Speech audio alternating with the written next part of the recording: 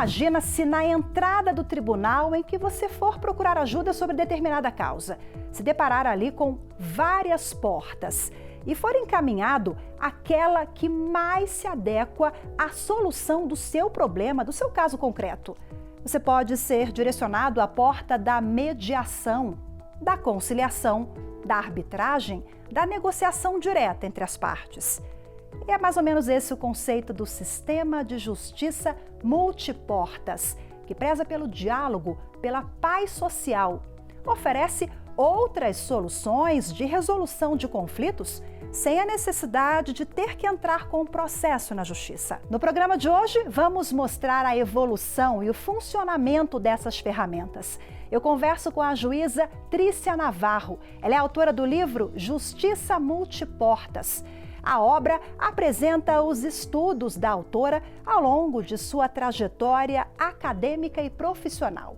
Ela destaca as principais espécies do ordenamento jurídico brasileiro, que invertem a lógica do senso comum de que o Poder Judiciário deve ser a primeira porta e a única opção para a resolução de conflitos. Ao meu lado, nesta edição, a doutora Trícia Navarro. Seja muito bem-vinda, muito obrigada pela participação. Eu que agradeço, Rafaela, uma honra estar aqui com vocês. Doutora Trícia, gente, que é pós-doutora em Direito pela USP, ela é doutora em Direito Processual pela UERJ, a UERJ, Universidade Estadual do Rio de Janeiro, e professora da UFES, que é a Universidade Federal do Espírito Santo, direto para Brasília, juíza auxiliar do Supremo Tribunal Federal e também coordenadora, mediadora aqui do STF, coordenadora do Núcleo de Solução Consensual de Conflitos.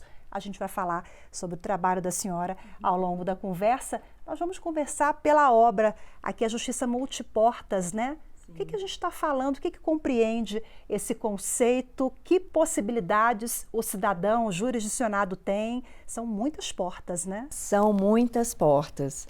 Esse livro, ele é uma compilação de tudo que eu venho estudando, que eu venho praticando ao longo de 15 anos. E eu venho acompanhando muito de perto a política de solução adequada de conflitos no Brasil. Quando a gente fala de acesso à justiça, é muito comum a gente pensar no acesso ao Poder Judiciário. E hoje, quando a gente pensa no Poder Judiciário, a gente tem várias portinhas dentro do Poder Judiciário. E a gente tem outras portas fora do Poder Judiciário também. E dentro dessas portas, a gente pode usar diferentes métodos. Então, por exemplo, aqui no Supremo mesmo, a gente tem os ministros que julgam os casos e temos a minha porta, que é o do NUSOL, que faz as conciliações e as mediações. O jurisdicionado, ele pode sair do Poder Judiciário com uma decisão do juiz, uma imposição, uma decisão impondo, e ele pode sair do judiciário por meio de um acordo, que geralmente é muito mais célere e geralmente as partes saem muito mais satisfeitas. Então, é essa concepção de diferentes métodos e diferentes ambientes de resolução de conflitos que hoje atuam de forma muito integrada e que fazem com que o cidadão seja mais empoderado para resolver os seus conflitos. Então, por exemplo, Rafaela, se você quiser falar, eu vou para o Poder Judiciário, você pode entrar dentro do Poder Judiciário, você fala, pode escolher se você quer ir nos juizados especiais, se você quer entrar numa vara comum, se você quer ir no CEJUS, que é o Centro de Solução Consensual de Conflitos. Você tem portas diferentes para você resolver. E essa é uma opção sua. Se você quiser entrar no Poder Judiciário e não quiser falar com o juiz, você pode pedir que o processo seja pelo juízo 100% digital, então tudo tramita eletrônico. Então são muitas possibilidades e o cidadão ele tem que entender essas possibilidades que ele tem hoje de resolver o seu conflito. E falando nessas possibilidades, na riqueza dessas possibilidades, o ministro Luiz Roberto Barroso, presidente do Supremo Tribunal Federal, ele fez o prefácio do livro da doutora Trícia, ele bem destacou, né, abre aspas, que é um sensível esforço para a pacificação da sociedade brasileira, fecha aspas. O ministro ressaltou bem isso, porque há uma cultura do litígio no Brasil, é isso, doutora? Sim, há uma cultura muito forte do litígio, especialmente porque os profissionais do direito, eles são formados para o litígio. Então, as nossas faculdades, elas ensinam a fazer contestação, elas ensinam a fazer inicial, elas ensinam a fazer recurso, elas ensinam a fazer execução. E elas não ensinam o profissional a pensar em formas consensuais de resolução de conflitos, ou, por exemplo, ir para fora do Poder Judiciário via arbitragem. Então, quando o profissional se forma no direito, ele só pensa no Poder Judiciário.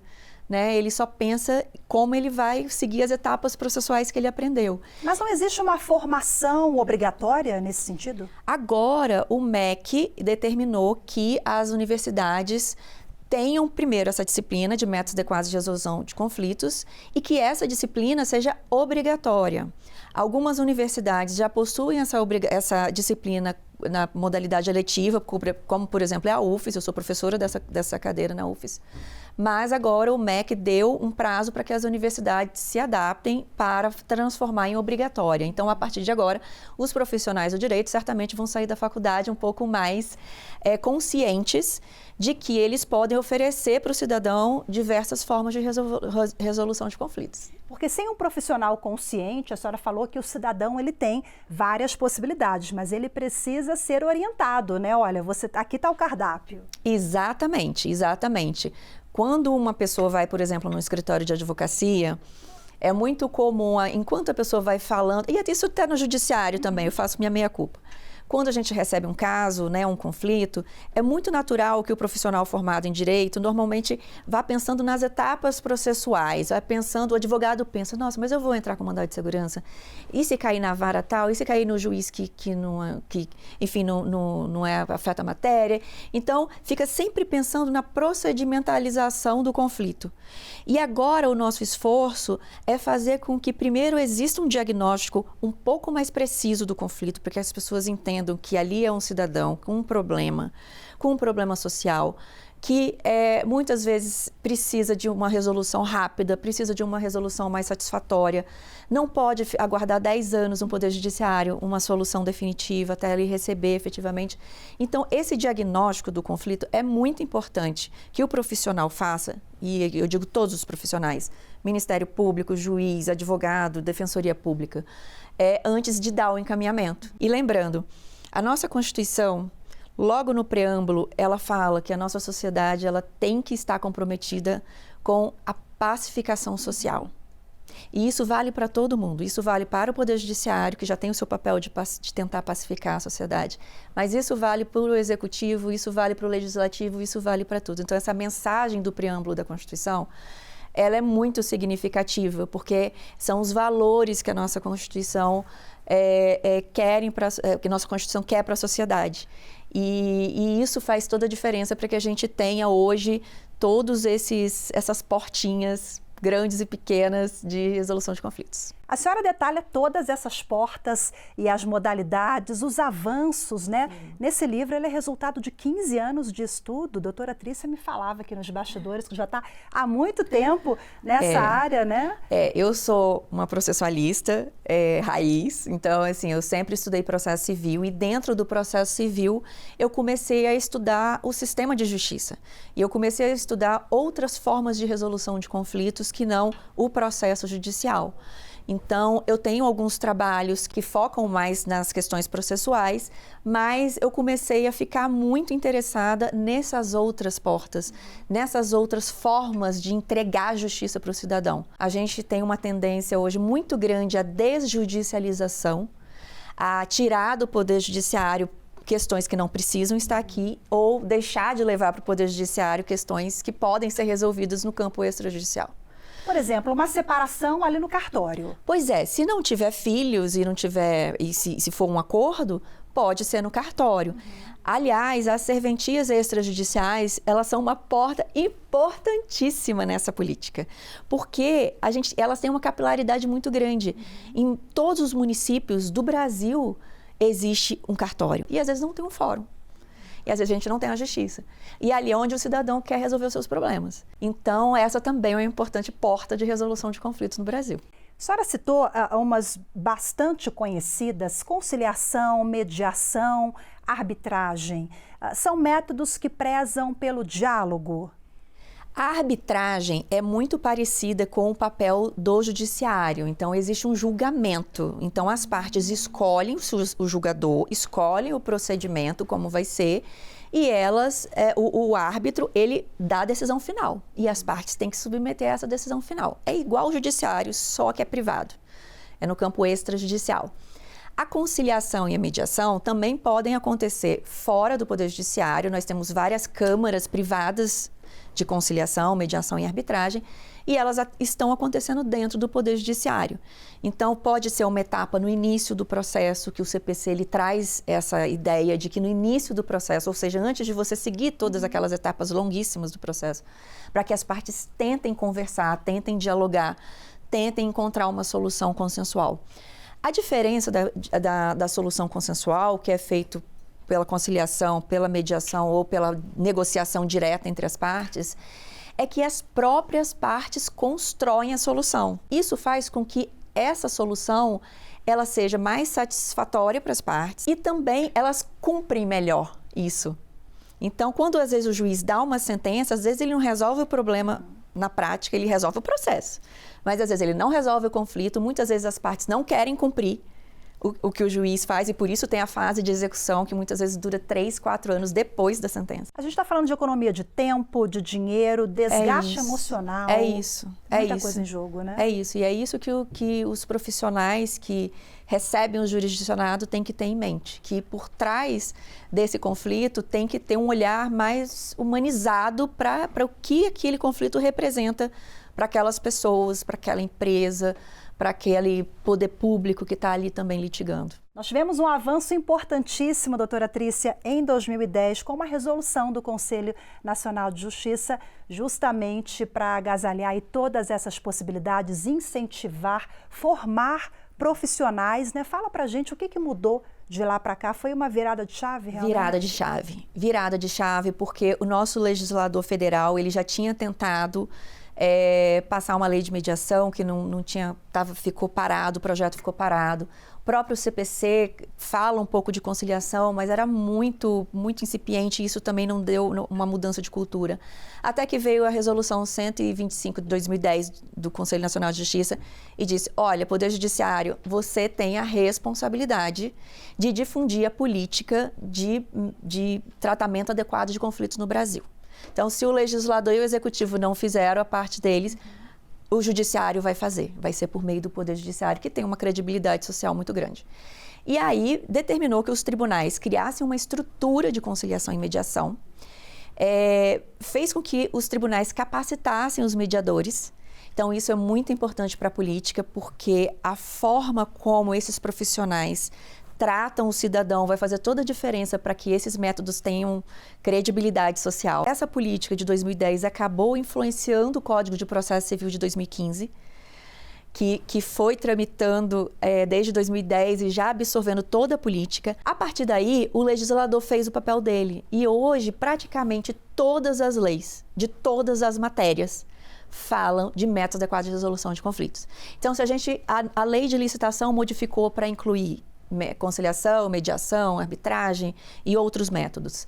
A lei de improbidade passou a autorizar a autocomposição, a consensualidade. No âmbito penal, a gente teve também alguns avanços, os acordos de não persecução penal, colaboração premiada, que hoje tem sido muito utilizado também como forma de resolução de conflitos. Enfim, todas as leis hoje importantes, seja do direito do civil, do penal, tratam de método adequado de resolução de conflito. Eu vou pedir licença para a senhora agora, a gente vai fazer um intervalo rápido. Daqui a pouco vamos falar mais sobre a sua atuação como mediadora aqui no STF, sobre as outras obras e outras questões. Essa a gente volta já já. Você fique com a gente, o Iluminuras faz uma breve pausa e voltamos em instantes.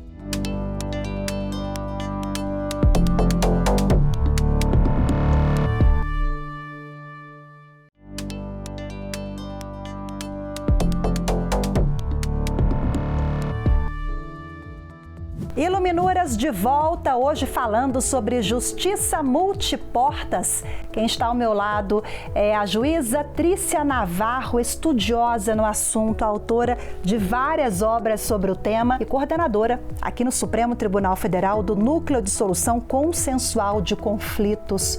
esse núcleo que faz um trabalho inovador quando a gente fala de Suprema Corte. Não acontece, a gente não vê mediação no âmbito de Suprema Corte? Não, olha, eu desconheço. Eu, inclusive, por meio da assessoria aqui internacional, pedi para que fizessem uma consulta na Comissão de Veneza, dos países que integram a Comissão de Veneza, para ter a resposta se alguma Suprema Corte ou Corte Constitucional fazia conciliação e mediação.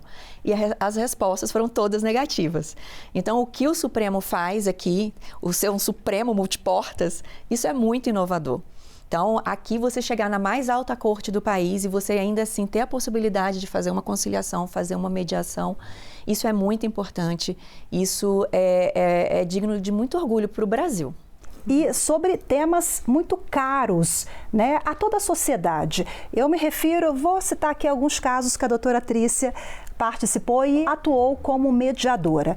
Vamos lá, a DPF 635, uma ação de descumprimento de preceito fundamental da relatoria do ministro Edson Fachin, que versa sobre a letalidade policial. Nós temos um índice altíssimo de letalidade em todo o país. Esse é um assunto complexo, muito difícil. O ministro Fachin acionou o seu núcleo e vocês já conversaram ali com as partes envolvidas. Como é que foi esse caso? Esse caso é um caso muito importante. O ministro Edson Fachin deu uma decisão e pediu para que os núcleos acompanhassem essa decisão. E aí foi necessário fazer algumas audiências de conciliação para que a gente pudesse ouvir o Estado do Rio de Janeiro, para que a gente pudesse ouvir as partes, para saber o que estava evoluindo do cumprimento daquela decisão, quais eram as dificuldades. Então, imagine, é um caso que para um ministro, né, para um relator, seria fácil simplesmente julgar. Mas o ministro Fachin, ele quis dar um tratamento especial para esse caso, para alinhar a expectativa de todos que estavam ali, não só dos autores da ação, dos arguentes, como também do próprio Rio de Janeiro. Então, a gente ouviu o Rio, a gente ouviu a polícia, a gente ouviu o novo secretário de Segurança. O NUPEC fez uma inspeção no Rio de Janeiro para entender como as coisas estavam funcionando. E o ministro Fachin agora vai ter todas essas informações mais detalhadas para depois poder julgar com mais qualidade. A senhora também atuou num caso importantíssimo sobre a participação das mulheres em concursos da Polícia Militar. Foi muito importante esse caso, porque alguns concursos públicos para a polícia, para bombeiros, tinha uma limitação da participação feminina nos concursos. Então, nós fizemos algumas audiências aqui de conciliação para que os estados não tivessem essa limitação. E realmente eles fizeram acordo e para que o concurso pudesse prosseguir sem essa limitação de participação das mulheres. Então, eu acredito que aqui eu acho que tem uns 4 ou 5 processos sobre o assunto. Então, teremos muito mais mulheres agora na Polícia Militar, eu acho que por conta dessa conciliação, dessa flexibilização que os estados fizeram para que pudesse participar mais mulheres na polícia. Agora, uma questão aqui um pouco sensível, muitas vezes o cidadão, estou falando aqui de senso comum que a gente acaba escutando, né? Ele quer ali uma palavra final, que o juiz dê a palavra final do que deve ser feito. Sim. Às vezes em família ou em outros casos mais complexos, né? Cai de novo naquela mudança de cultura que deve ser feita não só por processualistas, mas pelo cidadão também. Sim, agora eu acho que a fase da política é de apresentar essas portas para o cidadão. Então, se ele tem uma demanda, por exemplo, de consumo, uma questão de consumo, ele pode ir na plataforma consumidor.gov, que é do governo, é gratuita, é segura e pode tentar resolver lá o seu conflito online, por meio de uma intermediação direta com a loja, por exemplo. Existem os Sejusques, que é dentro do Poder Judiciário, mas é uma etapa pré-processual, ou seja, você não precisa entrar no processo, você pode chegar no Sejusque e falar, olha, eu queria fazer um acordo com a outra parte. Isso é dentro do Poder Judiciário. O Sejusque chama a outra parte e tenta fazer uma conciliação, uma mediação. Então, isso é possível. Se a parte quiser realmente entrar com o processo, porque assim, alguns casos só são resolvidos realmente no Poder Judiciário, né? Porque o Poder Judiciário ele tem o poder de coerção, de mandar cumprir, que na esfera extrajudicial ainda não existe. Então, é importante essa credibilidade, a porta do Poder Judiciário tem que estar sempre aberta, o acesso à justiça tem que estar sempre amplo. Mas o fato é que o cidadão ele precisa também conhecer essas portas mais simples, mais céleres e mais satisfativas. Então, o que pode acontecer no PROCON, pode acontecer numa plataforma online, pode acontecer numa Câmara de Conciliação, Mediação e Arbitragem, pode acontecer numa serventia extrajudicial, pode ser na Defensoria. Então, são muitas portas, dentro e fora do Poder Judiciário. A senhora é uma juíza, a gente falou aqui de alguns exemplos práticos que a senhora coordenou como mediadora aqui na mais alta corte do país, mas no dia a dia ali, o conciliador, quem é essa figura? É um psicólogo que vai ali tentar amenizar ali, acalmar os ânimos, pode ser um estagiário ou não necessariamente um operador do direito. Quem é essa pessoa, essa figura? O mediador, ele não precisa ser do direito, mas ele tem que ter uma capacitação.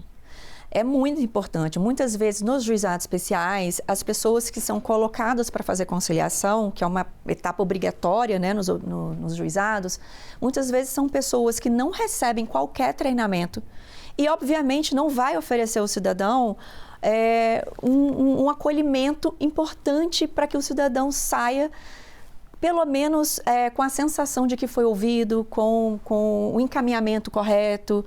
Agora, nós temos cadastros de mediadores e conciliadores, que são pessoas que precisam passar por um treinamento de, no mínimo, 100 horas, 40 horas teóricas e 60 práticas, no mínimo, para que eles formem esse cadastro e possam atuar como conciliadores e mediadores dentro do Poder Judiciário.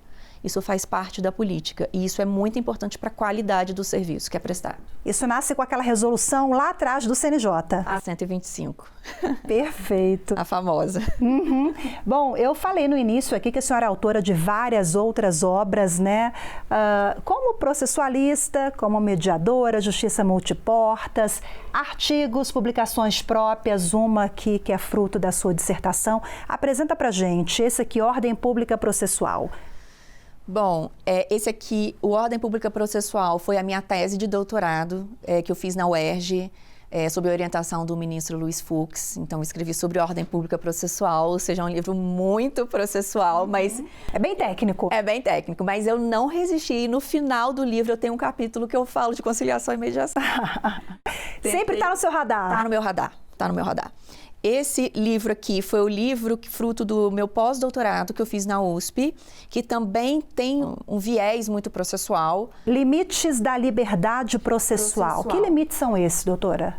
O que eu falo é justamente dos acordos dentro do processo, dos negócios jurídicos processuais, todas as formas de consensualidade dentro do processo tem que ter algum limite. Então, por exemplo, não pode ferir a lei, não pode ferir direitos fundamentais, não pode atingir direito de terceiros. Então, eu faço essa também falando de consensualidade sempre e os limites dessa consensualidade. Foi o meu pós-doutorado. Esse livro aqui foi um livro que eu tenho muito carinho por ele, porque ele foi coordenado, né, com o Dr. Henrique Ávila, a doutora Rita Nolasco e com o professor Kazuo Watanabe, que talvez seja hoje a maior autoridade no Brasil quando a gente fala de justiça conciliativa. Então, foi uma honra poder coordenar esse livro com ele. Então, eu falo de judicialização, justiça conciliativa e o que é muito importante, dentro do poder público.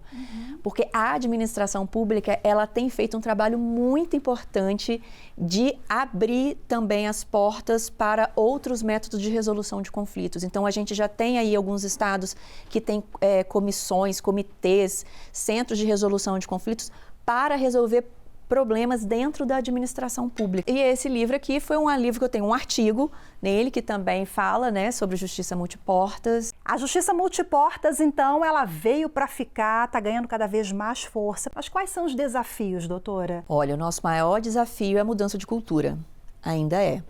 Então, nós precisamos que os profissionais do direito saiam das faculdades atualizados com o tema, seja para ser um conciliador mediador, ou seja para estar como juiz, ou seja para estar como advogado do outro lado do balcão, mas dentro de uma audiência de mediação e conciliação. Precisamos apresentar para a sociedade essas diferentes portas para que ela tenha o empoderamento de escolher qual a melhor porta para resolver o próprio conflito. Precisamos ainda estruturar um pouco mais a política dentro dos tribunais, então alguns tribunais são muito avançados, outros tribunais ainda precisam investir um pouco mais na capacitação dos conciliadores e mediadores. A questão da remuneração desses auxiliares da justiça também é uma questão ainda hoje no Brasil. Eu acredito que esses sejam os principais. E eu acho que a partir do momento que esses métodos forem sendo aplicados de forma qualitativa, a sociedade vai se sentir mais confiante para aderir e também para procurar essas outras portas de resolução de conflitos. E como é que fica, assim, a doutora Trícia, que é uma entusiasta, uma estudiosa do tema, vendo, né, os frutos? É muito gratificante, porque eu acompanhei muito de perto uma política que não tinha nada, que saiu do zero, e hoje a gente tem todas as leis falando do tema, hoje a gente tem todos os tribunais com núcleos de solução consensual de conflitos, a gente tem a parte extrajudicial sendo também ampliada. Então, assim, eu acho que eu sou muito apaixonada pela política, eu falo com realmente brilho nos olhos, e eu acho que isso faz diferença para que as pessoas prestem um pouco de atenção no assunto. E eu estou muito realizada porque eu sou muito realizada como magistrada, mas ter a oportunidade de fazer mediação no Supremo é para mim um sonho, né? Então eu estou muito realizada com tudo que está acontecendo no Brasil. Parabéns, parabéns pelo seu trabalho. É importantíssimo para a sociedade alcançar aí essas formas, todas essas portas que promovem o diálogo, o processo rápido, com partes satisfeitas e em paz. É a paz social. É a pacificação social. Muito obrigada mais uma vez pela agradeço. sua disponibilidade e até a próxima. Muito obrigada, até a próxima. Muito obrigada a você também que nos acompanhou em mais uma edição. Temos um encontro marcado no próximo programa, eu te espero. Até lá. Tchau, tchau.